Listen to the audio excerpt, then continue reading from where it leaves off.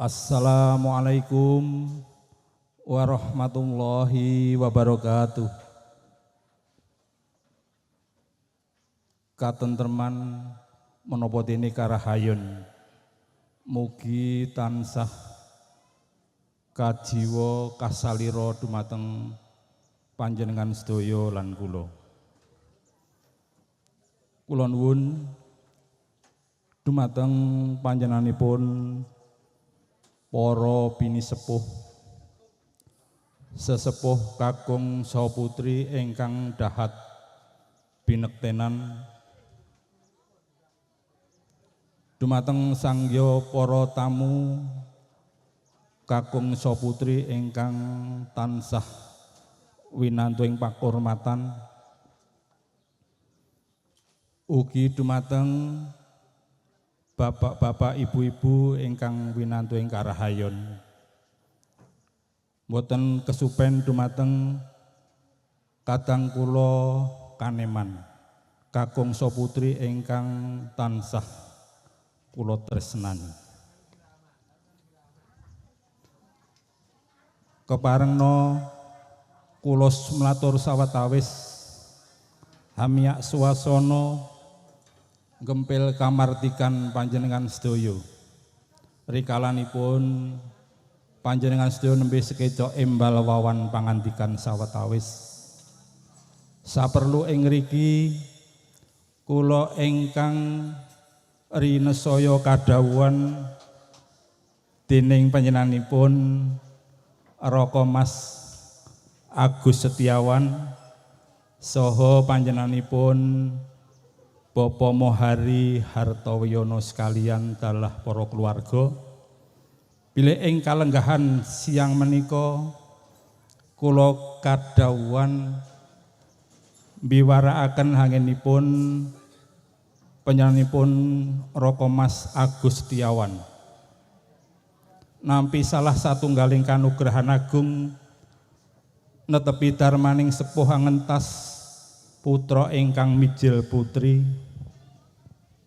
ingkang hasesilih Roro Ayu Putri Setyawati Sarjana Akuntansi, putri saking panjenenganipun Bapak Agus Setiawan saha almarhum Ibu Sri Murningsih ingkang badhe kadhaup dening Bagus Satria Fajar Bayu Arifian Sarjana Komputer. Atmaja kakung saking panjenenganipun almarhum Bapak Ari Widodo saha Ibu Mustika Hartono ingkang pidalem saking Kampung Gandekan Jebres Surakarta Adiningrat. Para tamu kakung saha putri, bilih ing siang menika panjenenganipun Bapak Mohari Hartowiyono sekalian garwa sekeluarga ngawontenaken tata cara siraman calon pengantin putri nun inggih Roro Ayu Putri Setyawati Sarjana Akuntansi.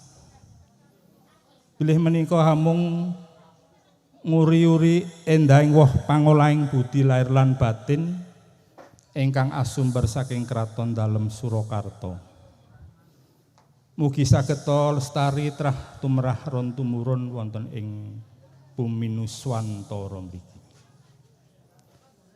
Salajengipun ing ngriki badhe kula waosaken menggah urutan pratelan lampah-lampahing tata cara siraman calon pengantin putri. Kanthi menika dumateng kadang kula pangandali swara.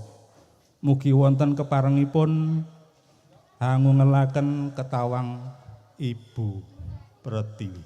Sumangga.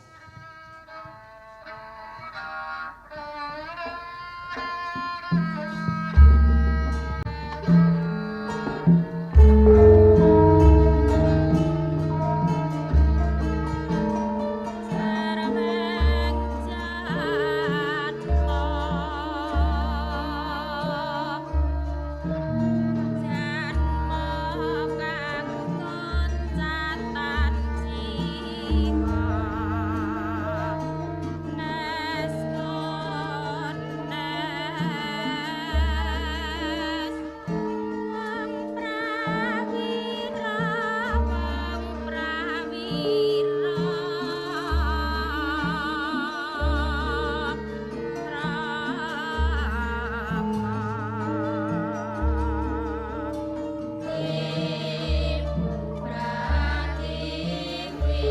Kula nuwun dumateng para pinisepuh sesepuh sasagunging para tamu sinedahan kakung saputri ingkang dahat winantuing pakurmatan.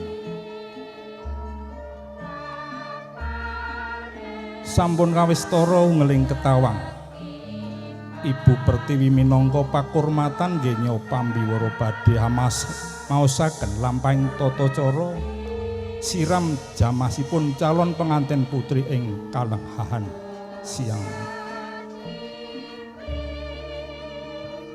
Minangka hamurwakani atur langkung rumiyin sumangga panjenengan sedaya kula dherekaken ngaturaken panuwun syukur tanpa pepindhan dumateng Allah Subhanahu wa taala ingkang sampun paring pinten-pinten kawilujengan kenikmatan kasarasan dumateng panjenengan lan kula. Katite ing kalenggahan siang menika panjenengan lan kula saged manunggilaken cipta rasa budi miwah karsa wonten ing madyaning pahargyan siraman ing siang menika kanthi wilujeng nirbaya nir ing sangsaya.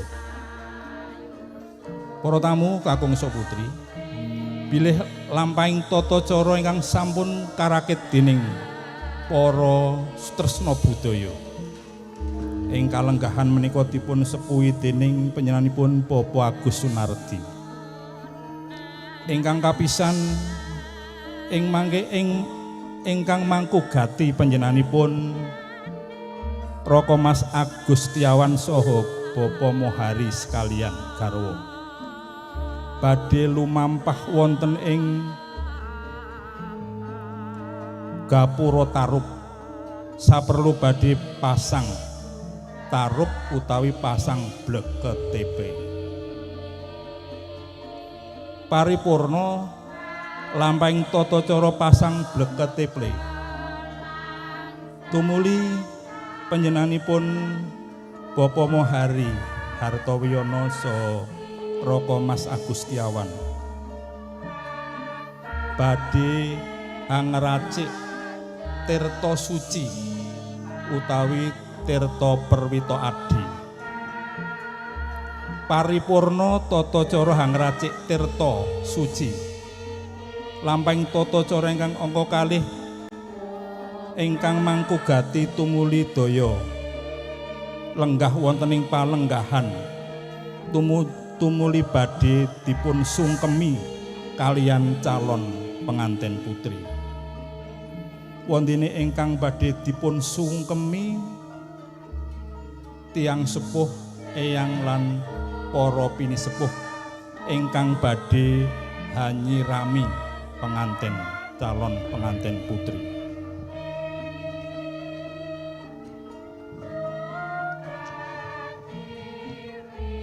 Para tamu bilih katur dumateng Ibu Sularmi minangka ingkang hamratitisaken tata cara ing mangke menawi sampun hangracik tirta suci nyuwun saperangan toya dipun lebetaken wonten ing kendi bertala ing mangke kangge hanyempurnakaken tata cara siraman.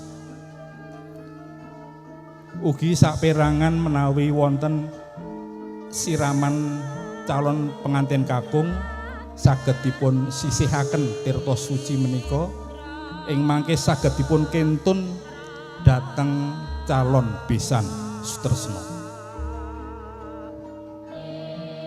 Sagung para tamu purna lampahing tata cara sungkemipun calon pengantin tumuli panjenenganipun ingkang mangkugati lan para pinisepuh ingkang badhe hanyirami lumampah dhateng sasana sendang pasiraman saperlu badhe hanyirami calon pengantin putri. Purna lampahing tata cara siramipun calon pengantin tumuli pengantin badhe dipun pagas rikmanipun. Dipun pagas rikmanipun wonten 3 bagian. Wonten mbon-mbonan, wonten githok, ugi wonten ing sak ngandhapipun talingan. Purna tata cara pagas rikma kalajengaken ritma ingkang kapagas badhe katanem wonten ing sak ngajenging wisma pahargyan. Sagung para tamu, purna lampahing tata cara tanem ritma kalajengaken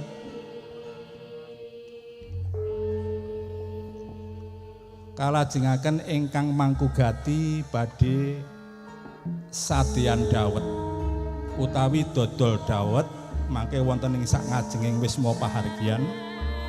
Para tamu, para bapak, para ibu ingkang sami nyengkuyung anggenipun Raka Mas Agus Setiawan saha Bapa Mohari sekalian garwa dipun suwuning mangke mundhut dawet ayu ingkang sadyan inggih ayu.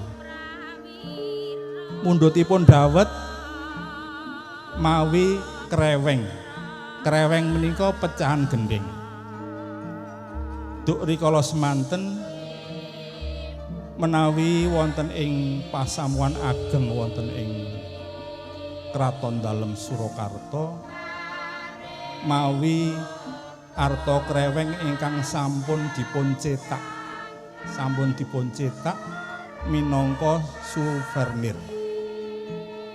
Purna lampahing tata cara dodol dawet sadyan dawet lajeng panjenenganipun Bapa Mohari Hartawiyana dalah Ibu Raka Mas Agus Setiawan lajeng lumebet wonten ing sasana kursi rinengga badhe ngitung badinipun pinten ingkang sadyan dawet menika.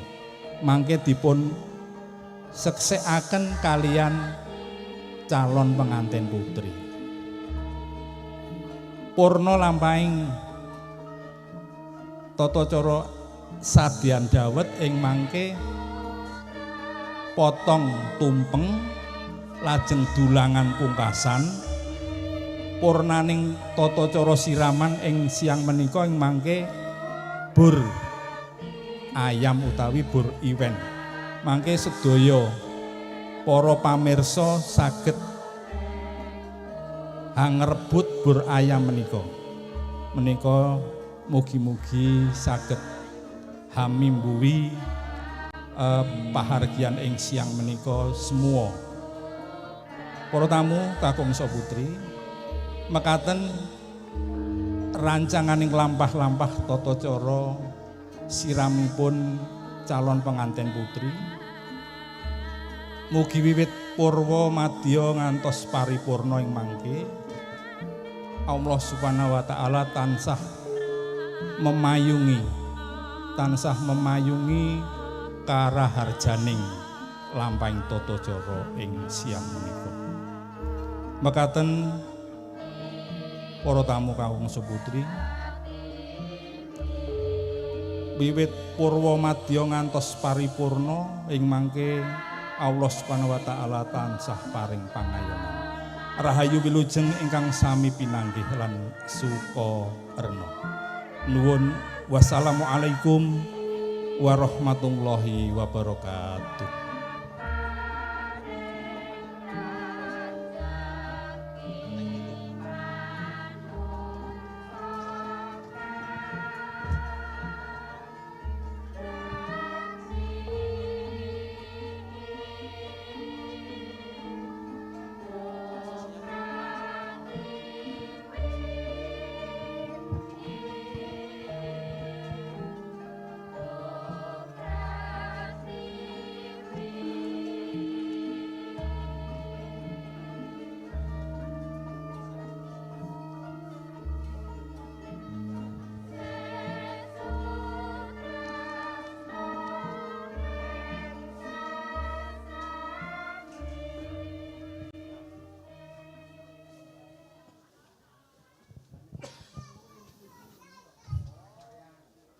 Bismillahirrahmanirrahim. Para pinisepuh sesepuh sagunging para tamu ingkang satuhu winantuing pakurmatan. Bilih sak sampunipun pinanggih wilujeng saha pambiwara ngaturaken lampah-lampahing tata cara siraman ing siang menika. Bilih sampun wonten sasmita saking sepuhipun pahargyan siraman ing kalenggahan menika tumuli badhe kawiwitan. Nuwun panjenenganipun Bapak Agustiawan, Bapak Mohari Hartowiyono sekalian, kadherekaken para pinisepuh saha para keluarga badhe nindakaken tata cara pasang bleketeple. Pasang bleketeple menika wonten sak ngajenging gapura tarub. Bilih ingkang badhe mratitisaken panjenenganipun Ibu Sularmi. Para tamu, lampahing tata cara badhe sinubagya gending sigra mangsah. Sumangga Mas.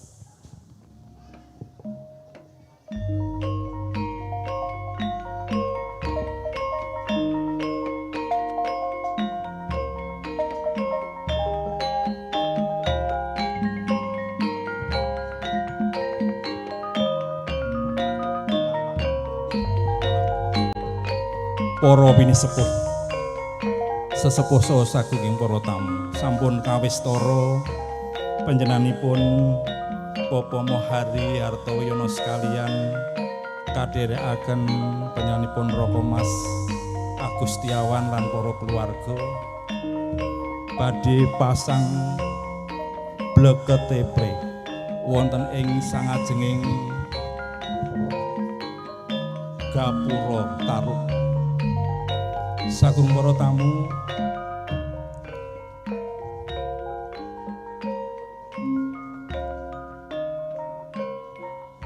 mbok menawi ingkang saged mbiyantu dipun padosaken andha menapa kursi kangge hamasang menggah tata cara pasang bleketeple. Para tamu, kanthi bismillahirrahmanirrahim niat insun pasang bleketeple. Nyuwun ridhanipun Allah Subhanahu wa taala, mugi-mugi anggenipun Raka Mas Agustiawan saha Bapak Mohari Hartowiyono sekalian garwa ing mriki ing kalenggahan menika wiwit sak menika dumugining benjing dalu. Allah Subhanahu wa taala tansah paring pangayoman, paring kawilujengan ing sedayanipun. Bismillahirrahmanirrahim. Pasang bleketeple nyuwun kawilujengan dumateng Allah Subhanahu wa taala. Mugi anggenipun badhe benjing hanikahaken putrinipun Mbak Ayu, Putri Setyawati sarjana akuntansi ingkang sampun badhe kajatu krama panjenenganipun Mas Bagus Fajar. Panjenenganipun Bapak Agus dumateng Bapak Mohari sak sampunipun pasang bleketeple kula suwun sempene sawetawis nggih menika badhe mbikak pisang tuwuhan ingkang menika nembe dipun bungkus kalian plastik menika. Dipun bikak langkung rumiyin kanan kirinipun pisang raja menika. Para tamu, menika nguri-uri endahing woh pangolahing budi lair lan batin. Duk nalika semana Ki Joko Tarub anggenipun badhe mahargya putrinipun Dewi Nawang Wulan ingkang badhe pikantuk Bondan Kejawen putra Raja Brawijaya ing Majapahit duk rikala semanten. Sasampunipun dipun bikak tuwuhan tumuli panjenenganipun Bapak Mohari Hartowiyono sekalian dalah Raka Mas Agus lan kadherekaken para keluarga lumarap tumuju ing Sendang Pasiraman. Ing Sendang Pasiraman mangke panjenenganipun Bapak Mohari Hartowiyono badhe ngracik tirta suci ingkang asumber saking 3 sumber. Ingkang sepisan sumber saking Cakra Tulung, ingkang kaping kalih sumber saking Lepen Samin, lajeng ingkang katiga sumber saking Lepen Mojo. Dipun racik, dipun ublek-ublek supados saged rata waradin. Bismillahirrahmanirrahim. Bismillahirrahmanirrahim. Niat insun ya Allah kanthi linambaran donga mugi-mugi anggenipun ngracik toya tuk sumber saking Cakra Tulung ugi saking sumber tuk Lepen Samin saha Lepen Mojo minangka ing mangke saged kangge siramipun calon pengantin. Para tamu saksampunipun paripurna anggenipun ngracik turta tumuli panjenenganipun Bapak Mohari nglebetaken toya menika sak perangan wonten ing Kendi Pertala. Mangke saksampunipun Bapak Mohari lajeng mangke Raka Mas Agus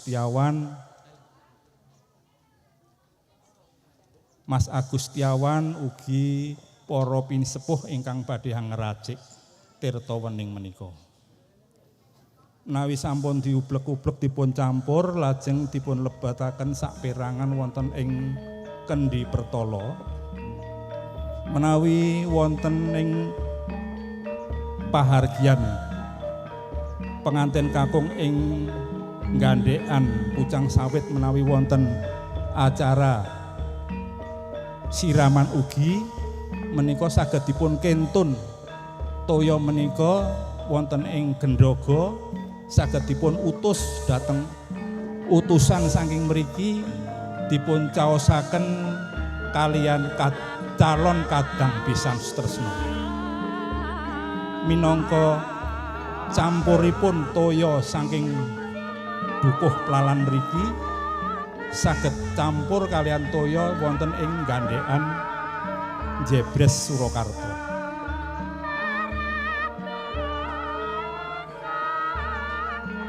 Panjenenganipun Ibu Mohari Hartowiyono sampun nindakaken sampun ngeracik tirta dipun ublek-ublek lajeng dipun lebetaken wonten Kendi Pertala. Ing Kendi Pertala mangke menawi calon pengantin sampun purna anggenipun siraman lajeng dipun sempurnakaken kanthi wudu saking Kendi Pertala niku. Bismillahirrahmanirrahim. Sampun kepareng paripurna para pinisepuh-sepuh salajengipun menawi sampun paripurna panjenenganipun Bapak Mohari Hartowiyono kadherekaken Raka Mas Agus Setiawan lan para pinisepuh badhe lumarap wonten ing sakngajenging sasana kursi pinajang ing mangke badhe nampi sungkemipun calon pengantin putri. Mangke ingkang badhe nyirami tata cara sungkeman para pinisepuh ingkang sampun piniji ing mangke nyuwun keparengipun samapta wonten ing kursi sakngajenging kursi rinenggo. Para tamu kakung saputri sampun kepareng paripurna lampahing tata cara ngracik tirta suci salajengipun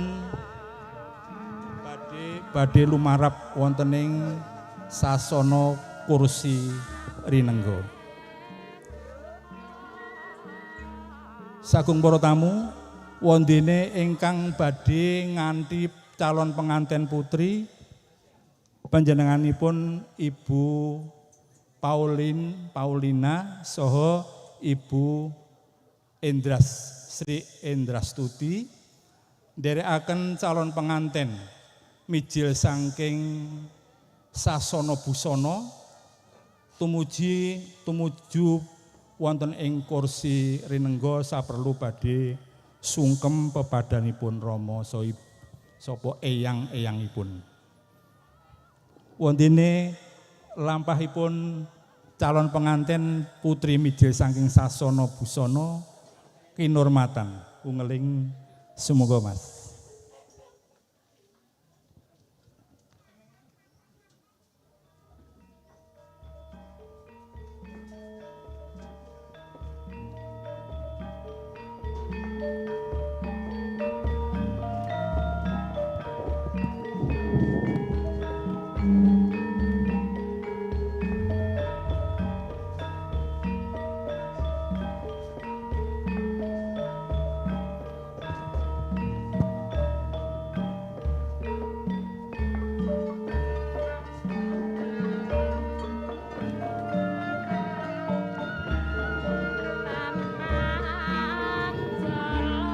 Para pinisepuh para tamu kakung saputri sampun kawistara calon penganten putri Genduk Ayu Putri Setyawati sarjana akuntansi tumuli badhe lumarap badhe sungkem dhateng Rama saha eyang-eyangipun.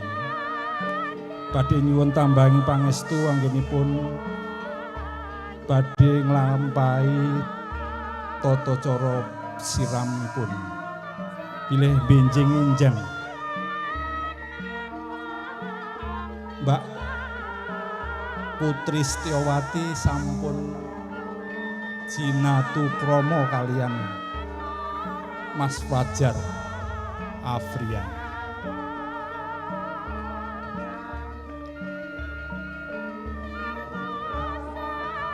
Duh, Rama kula minangka ingkang putra tansah nyuwun pangestu mugi anggen kula badhe nglampahi kalian Mas Fajar tansah pikantuk katentreman lahir lan batin.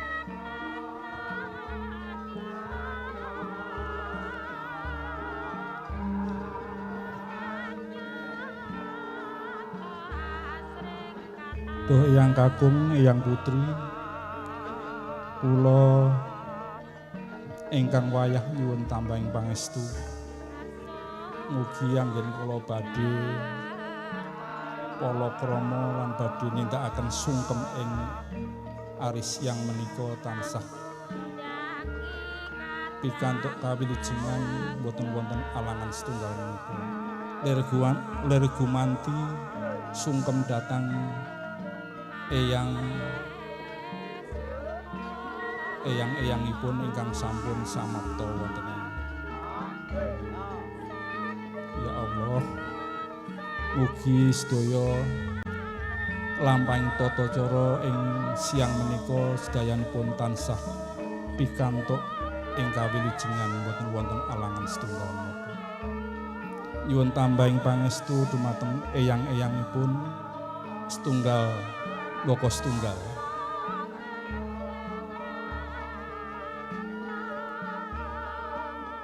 Para tamu, ing mangke menawi sampun paripurna tata cara pangabekten ing siang menika tumuli panjenenganipun Ibu Sularmi badhe mratitesaken calon pengantin putri dipun dherekaken tumuju ing sendang pasiraman. Dipun dherekaken sakwurinipun tiang sepuhipun eyangipun. Sumangga tata cara siramipun pengantin badhe kinurmatan saking kadang panotopito. Sumangga Mas.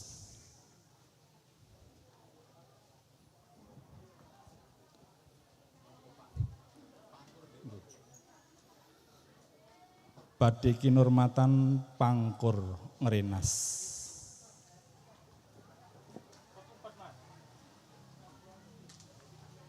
Bismillahirrahmanirrahim. Sampun wahyaning mangsa bilih pas badhe siraman kanugrahan jawah saking Allah Subhanahu wa taala. Mugi-mugi sedayanipun saged mahanani sedayanipun manggih kawilujengan wondene ingkang badhe hanyirami ingkang wiwitan panjenenganipun ingkang Rama Mas Agus Setiawan.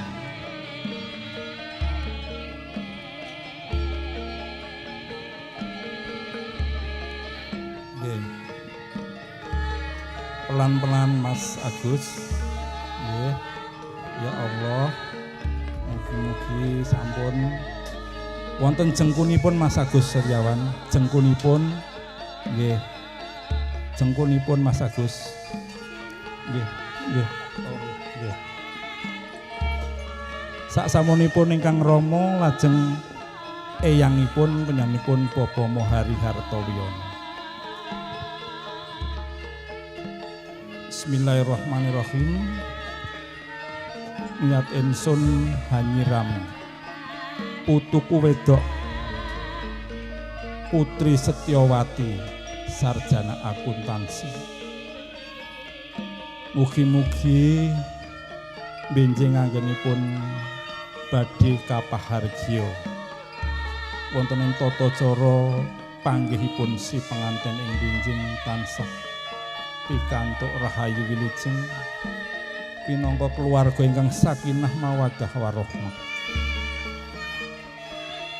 Jengkunipun Bapak Mohari dipun sirami nggih jengkunipun ugi. Nggih. Bismillahirrahmanirrahim.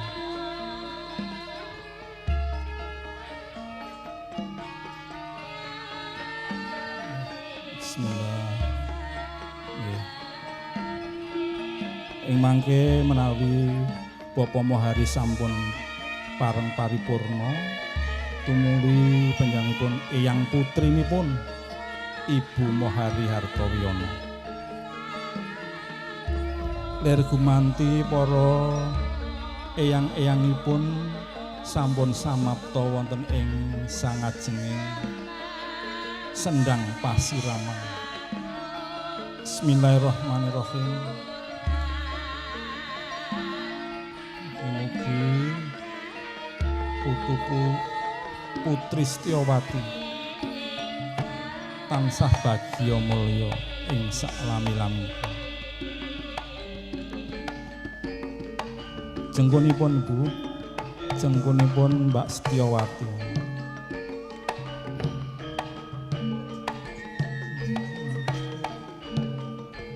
Saksampunipun paripurna tumuli kalajengaken Ibu Sam Zaini. Ibu Sam Zaini eyangipun ugi.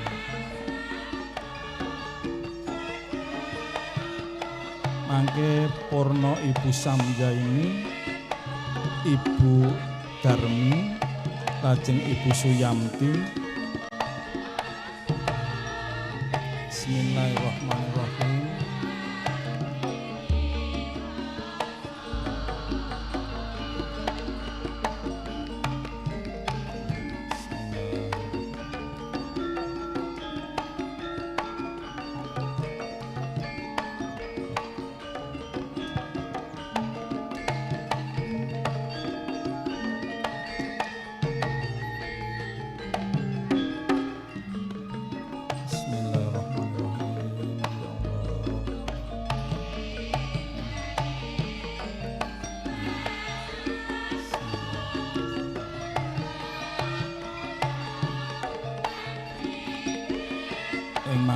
menawi sampun purna Ibu Samjaini tumuli eyangipun Ibu Darmi.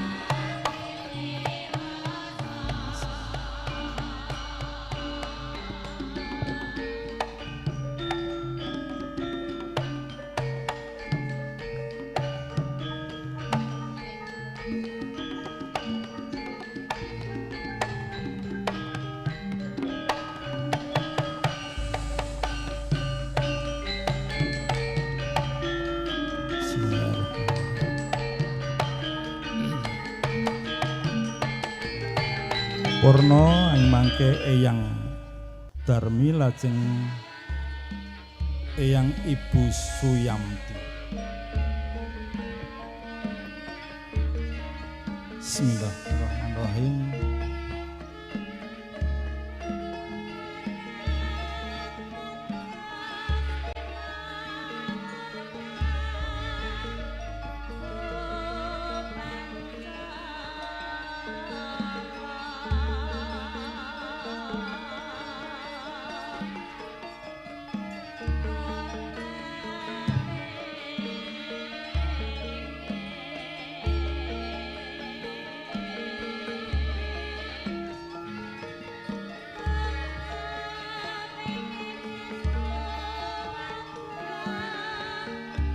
Nyuwun tambahing pangestu dumateng eyang Ibu Suyamti kalajengaken Ibu Winarsih.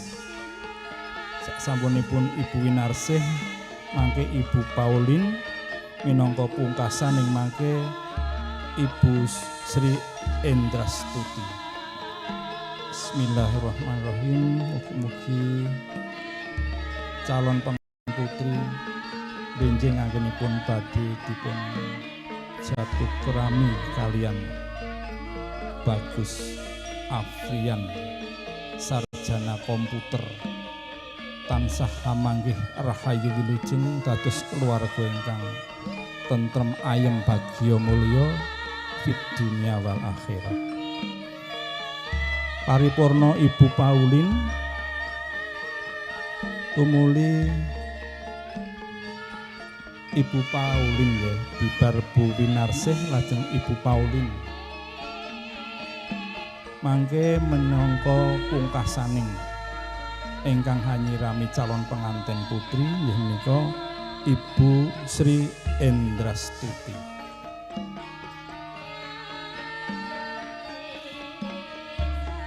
Para tamu ing mangke menawi tata cara siraman calon pengantin mangke dipun tutup kanthi dipun sempurnakaken mawi tirta ingkang sampun dipun lebetaken wonten ing Kendi Pertolo. Ngantos telas nggih mangke Bapak Mohari anggenipun nyempurnakaken Mbak Endrastuti ingkang pungkasan nggih. Oh nggih. Monggo. Nggih. Minangka pungkasaning siramipun mangke dipun sempurnakaken kalian eyangipun Bapak Mohari Hartowiyono mawi toya ingkang dipun lebetaken wonten Kendi Pertolo. Ngantos telas dipun kagem wudu lajeng mangke menawi sampun telas monggo Eyang Mohari pun sempurnakaken tata cara sungkeman menika mawi tirta perwita adi ingkang sampun dipun lebetaken wonten Kendi Pertolo. Bismillahirrahmanirrahim. Mugi-mugi Allah tata cara siramanipun calon pengantin putri wiwit purwa madya ngantos wusana benjing tansah pinaringan kasempurnan pinaringan kawilujengan sedayanipun. Kangge wudu Mbak Putri nggih kangge wudu lajeng mangke ngantos telas mangke calon pengantin putri lan sedaya ingkang nderekaken mangke lumarap wonten ing sak ngajenging wisma pahargyan kendi pertolo mengke badhe dipun pecah, dipun kepruk kalian ramanipun kanthi niat bismillah ing mangke boten mecah kendi pertolo namung mecah pamor anak wedok. Sumangga ing mangke menawi sampun telas tata cara menika nyempurnakaken badhe lumarep calon pengantin dipun dherekaken wonten tumuju ing sangajenging wisma pahargyan. Monggo. Bismillahirrahmanirrahim. Panjenenganipun Raka Mas Agustiawan badhe mecah kendi kanthi niat mecah pamore anakku wedok. Bismillahirrahmanirrahim. Sura bismillahirrahmanirrahim. Diwangsuli malih nggih. Bismillahirrahmanirrahim. Alhamdulillahirabbil alamin. Ya Allah, sampun paripurna tata cara siramipun penganten. Lajeng penganten calon penganten badhe lumebet wonten ing sasana busana ing mangke salin busana. Lajeng panjenenganipun Eyang Mohari sekalian badhe sadean dawet lumarap saking wisma pahargyan mangke dipun dherekaken putranipun Raka Mas Agustiawan lan para pinisepuh. Monggo sadean dawet kanthi ungeling pondongan nggih, monggo dipun pondong lumebet wonten ing sasana busana. Mijil wigaren tahlian. Nggih, para pinisepuh menika sampun paripurna tata cara sungkeman, lajeng siraman, lajeng pondongan. Menika merdekaken bilih panjenenganipun Mas Agustiawan sampun mungkasi anggenipun ngulawentrah putranipun wiwit lair ngantos sonten menika dipun pondong ingkang pungkasan. Para tamu kakung saputri, bilih purna tata cara siraman ugi pondong panjenenganipun Eyang Bapak Mohari Hartowiono sekeluarga badhe sadean dawet dodol dawet. Monggo para tamu, para ingkang nyengkuyung pahargyan ing siang menika sedayanipun saged tumbas dawet. Tumbas dawet monggo sedaya mawi kreweng nggih, kreweng menika pecahan gending. Nalika ngemutaken kula tasih alit menika remen sanget menawi wonten pahargyan dodol dawet. Dodol dawet monggo semonggo nggih sami tumbas dawet.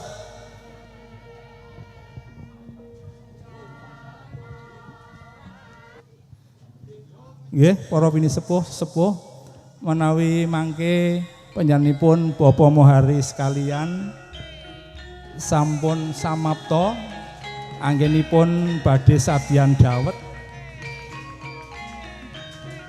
kanthi kinurmatan gending dodol dawet ayu.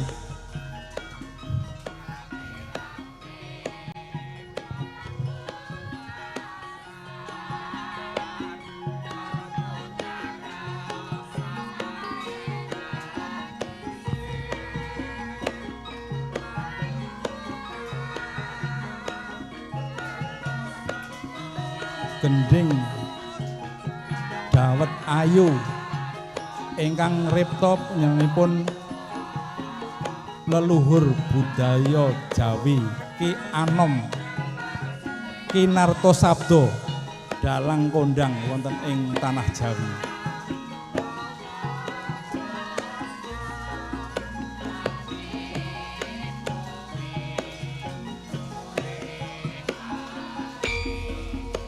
Lampahipun Ibu Mohari Beto kuwali ingkang isinipun dawet lumampah wonten ing sasana ngajeng pahargyan dipun payungi kalih Bapa Mohari. Lajeng Raka Mas Agustiawan wonten sakwingkingipun lan dipun dherekaken para sesepuh ingkang piniji. Nak yenke sadeyan dodolan dawet.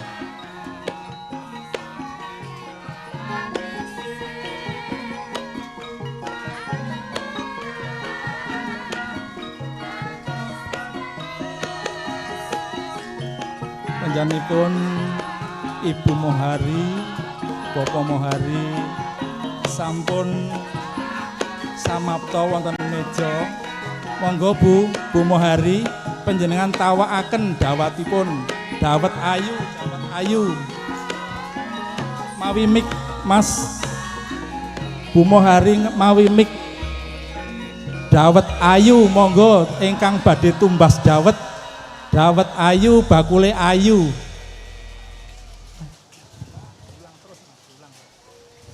Monggo sadeyan dawet. Bakulipun ayu, dawetipun ayu. Sumangga sami ngrubut sadeyan dawet ing siang menika. Monggo dawetipun gurih, seger sumyah. Beto arta kreweng nggih. Pecahan gendeng menika simbol bilih manungsa.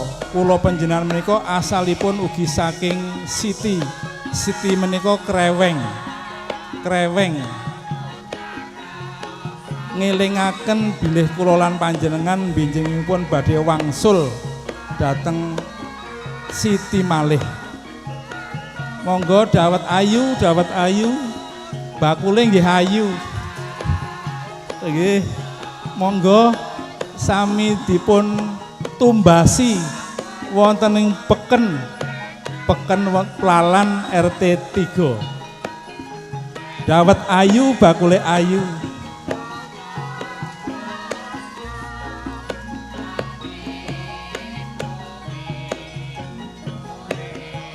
Ngantos telas monggo ibu-ibu ingkang wonten wingking monggo sami tumbas dawet artanipun pecahan gendeng kreweng. Monggo para pinisepuh menika panjenenganipun Bapa Mohari saestu piyantun ingkang budaya nguri-uri budaya wonten tanah Jawi. Kanthi kinurmatan gending dawet ayu ingkang ripta panjenenganipun almarhum Kinarto Sabdo Sawargi. Dawet ayu, bakule ayu. Sadyanipun rame sanget laris. Monggo sedaya saged mundhut ngantos telas.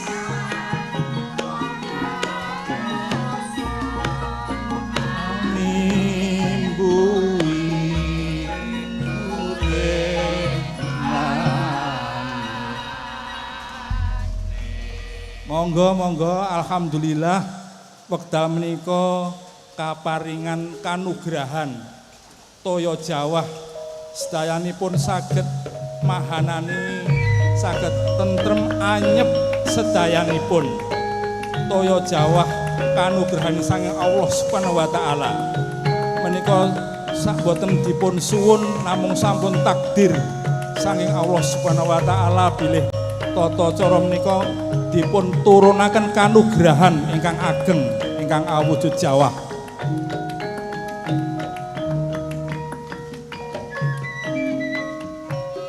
Dawet ayu ingkang dodol ayu.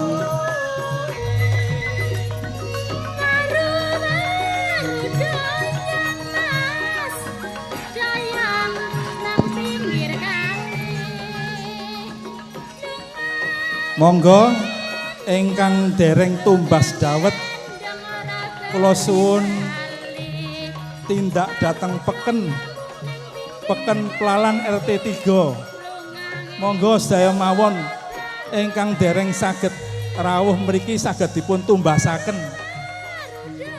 Saged kintun kalian keluarga dipun tumbasaken nggih. Kersanipun ingkang mangkugati benjing Mahargya putra kalih sing rubeda lan calon penganten anggenipun badhe lelumban wonten ing keluarga enggal tansah pikantuk karaharjan fidunya wal akhirah, pikantuk kesuksesan menapa ingkang dados idam-idamipun utawi cita-citanipun. Ngantos telas tumpes, alhamdulillah laris Bapak Mohari anggenipun sadyan dawet menika kangge nguri-uri kabudayan Jawi sampun sepriki menika kirang langkung gangsal atus taun kepengker rikala semanten abad gangsal welas rikala panjenenganipun Ki Joko Tarub nikahaken putrinipun ingkang nami Nawang Wulan pikantuk Bondan Kejawan putra Raja Brawijaya ingkang wonten Majapahit. Salajengipun panjenenganipun Ibu Mohari, Bapak Mohari ingkang kadherekaken para pinisepuh tumuju ing kursi rinengga badhe ngitung batinipun anggenipun sadyan dawet. Menika mangke dipun etang wonten ing sangajenging kursi pinajang nggih. Mangke dipun etang anggenipun sadyan dawet menika pikantuk badhi pinten. Lah mengke menawi sampun artanipun dipun paringaken dhateng putranipun utawi wayahipun anggenipun badhe emah-emah bangun Bale Wisma. Mangke panjenenganipun Bapak Mohari tanglet kalian ibunipun nggih. Bu, batine sing dodol dawet pira Bu? Mangke Bu Mohari lajeng jawab nggih, mangke dipun etang. Angsal badhe pinten miliar. Mugi-mugi batinipun kathah. Mbok menawi Mas Sound System saged nyaosi panyuruh swara nggih mik anggenipun Bapak Mohari badhe atur pangandikan. Monggo Mas tim Sound System panjenenganipun ingkang mangkugati dipun caosi mik nggih. Mangke wonten wawan pangandikan. Bapak Mohari badhe wawan pangandikan kalih Ibu Mohari ingkang dipun saksikan kalian calon pengantin putri. Nggih, monggo tim Sound System ingkang mangkugati dipun paringi mic kangge panyuruh swara. Mangke wonten atur pangandikan saking Bapak Mohari dipun etang langkung rumiyin anggenipun sadyan dawet. Para tamu, lampahing tata cara menika badhe kinurmatan kula sumanggaaken dhateng Mas Pangandali swara. Semoga Mas.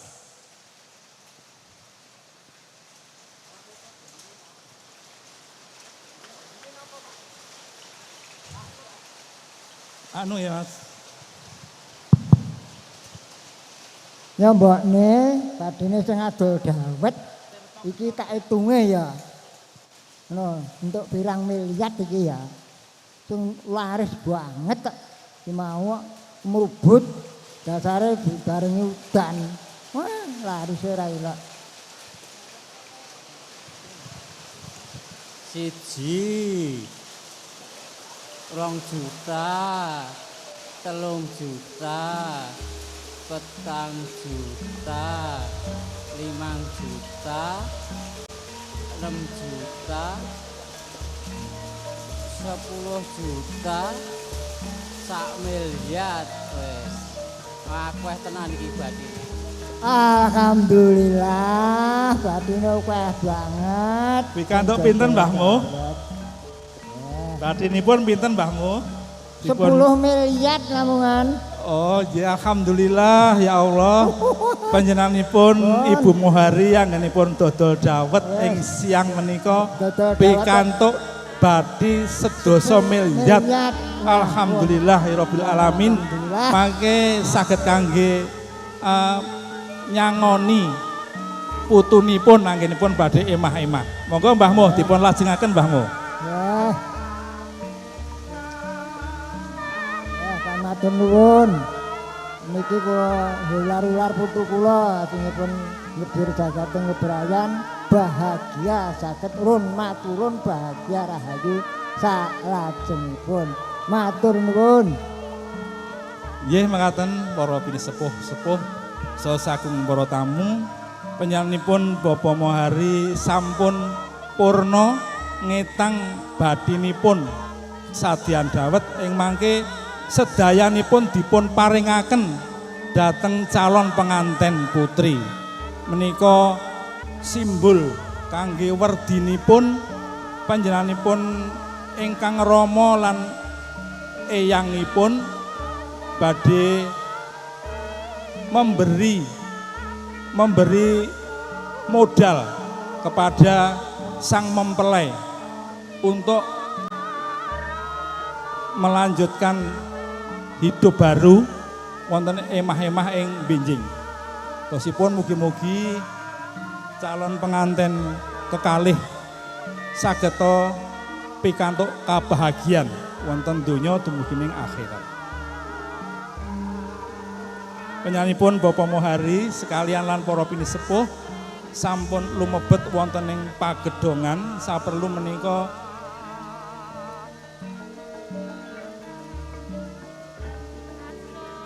ngintunaken arta ingkang sampun dipun tampi wiwit sadyan dawet menika.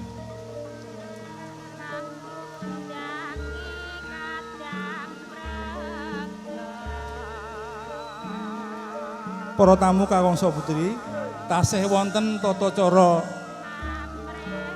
nggih menika potong tumpeng, pagas tumpeng. Pagas tumpeng menika ingkang nindakaken inggih panjenenganipun Bapak Agustiawan ugi panjenenganipun Eyang Mohari Hartowiyono. Potong tumpeng menika mangke simbolipun badhe ndulang calon penganten. Dulangan pungkasan. Dosipun werdinipun bilih wiwit alit ngantos ing wekdal menika ing mangke panjenenganipun Bapak Agus Setiawan eyangipun badhe ndulang calon penganten ingkang pungkasan. Menika menapa amargi benjing calon penganten menika sampun wonten ingkang tanggal jawab. Nggih menika semahipun Mas Afrian sarjana komputer. Nggih dumateng Mas Pangandali pilih lampahing tata cara potong tumpeng lan dulangan pungkasan kinurmatan Ketawang Puspawarna. Sumangga Mas. Panjenenganipun Bapak Mohari saged lumampah saking wisma pahargyan sak ngajengipun kursi rinengga ing mangke badhe nglampahi potong tumpeng lan mangke dulangan pungkasan wonten ing kursi pinajang kursi rinengga.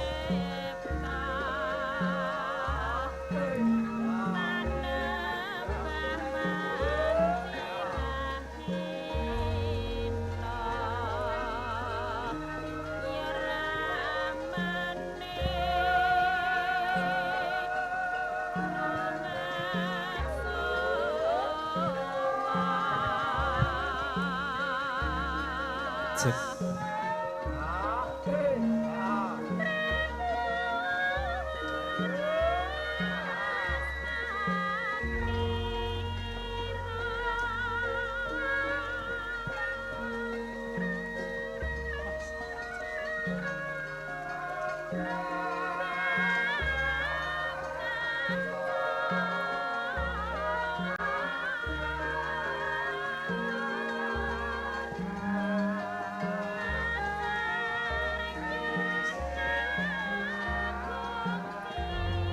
Nggih para tamu, bilih panjenenganipun Ibu Sularmi sampun ngladosi menggah tata cara pagas tumpeng utawi potong tumpeng.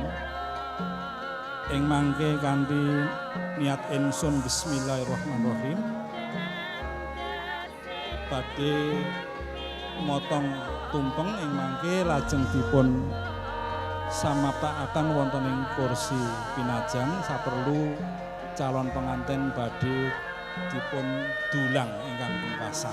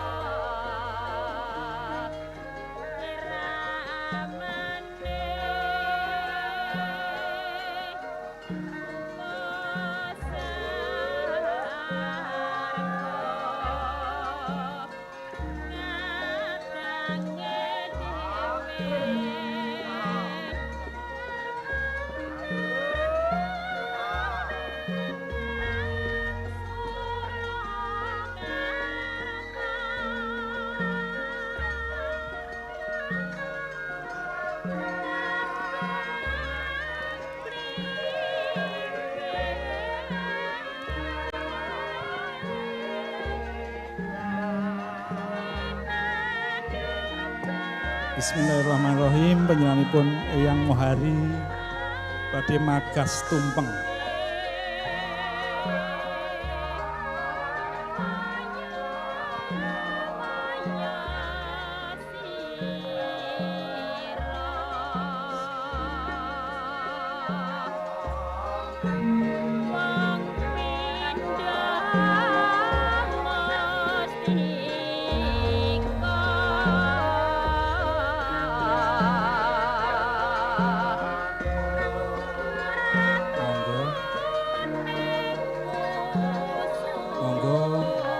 Gustiawan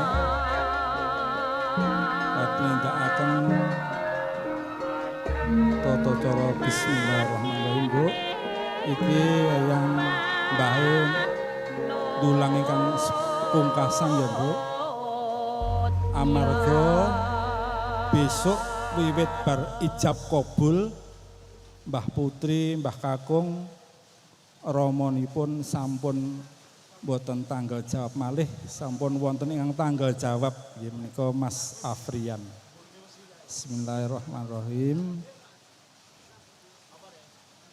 Nggih, mekaten para pinisepuh-sepuh pilih lajeng dipun paringi unjukan kersane ngunjuk riyin ing mangke sasampunipun purna tata cara dulangan pungkasan minangka pungkasaning tata cara nggih menika Eyang Mohari badhe nindakaken tata cara bur event.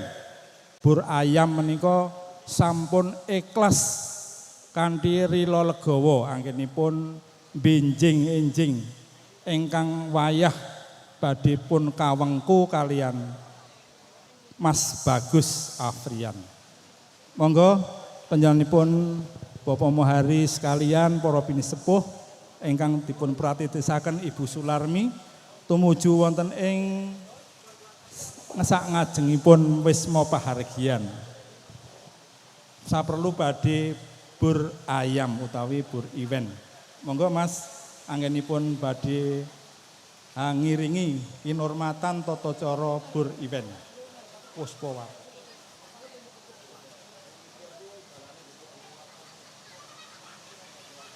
Para paraga ingkang hanyaptakaken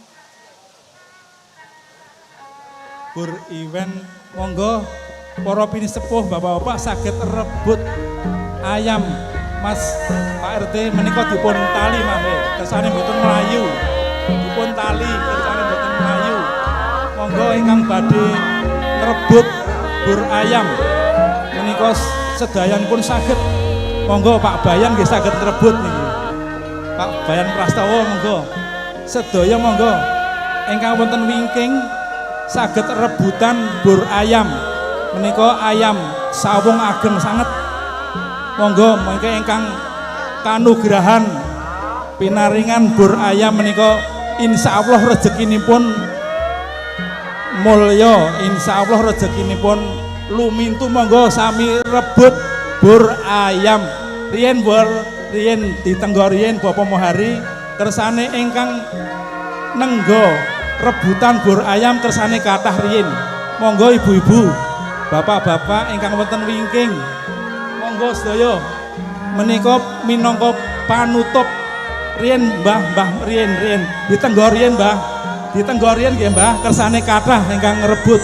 Monggo menika kangge penutup. Bismillahirrahmanirrahim. Boten ngelepas ayam namun ngelepas utu kula ingkang mugi-mugi tansah pikantuk bagya mulya fid dunya wal akhirah. Monggo kersane kathah riyin. Monggo ingkang badhe ngrebut ayam sawung ageng menika mugi-mugi menika berkahi rejeki ingkang pikantuk menika sampun takdiripun Allah nggih. Mangke ingkang pikantuk takdiripun Allah ingkang badhe nampi bur ayam menika. Monggo tamu-tamu sedaya saged rebutan bur ayam. Bismillahirrahmanirrahim. Monggo bismillahirrahmanirrahim. Setunggal kalih tiga. Bismillah. Nggih. Alhamdulillah. Wah, ingkang pikantuk Mas Seti. Insyaallah daganganipun laris. Dagangipun laris Mas Seti. Ya Allah. Direwangi srandale pedhot. Nggih, monggo nggih para tamu menika babaring lampahing tata cara siramipun calon pengantin putri wiwit purwa madya ngantos wusana sampun paripurna. Alhamdulillahirabbil alamin. Allah Subhanahu wa taala paring pangayoman, paring kawilujengan sedayanipun wiwit sonten menika dumugi benjing dalu kanthi mirsani dangdut kudeta nggih. Benjing dalu malam Setu menika orkes kudeta menika rame sanget, mugi-mugi mboten jawah nggih. Malam Sabtu bibar resepsi wonten dipun pahargya kanthi napa niku dangdut jadul nggih, dangdut jadul kudeta. Mengkaten para pinisepuh, para tamu ingkang saged kula aturaken menggah lampahing tata cara wiwit purwa madya ngantos wusana sedaya kalampahan kanthi sae wilujeng lir ing sambikala. Wondene kula ingkang pinatah minangka jejering pambiwara nglenggana saestu anggen kula ngaturaken tebih saking jangkeping tata basa parama sastra lan boten saged meranani dhateng penggalih panjenengan sedaya mawantu-wantu kula nyuwun lumunturing gong samudra ing pangaksami. Cekap semanten wabillahi taufik wal hidayah. Wassalamualaikum warahmatullahi wabarakatuh.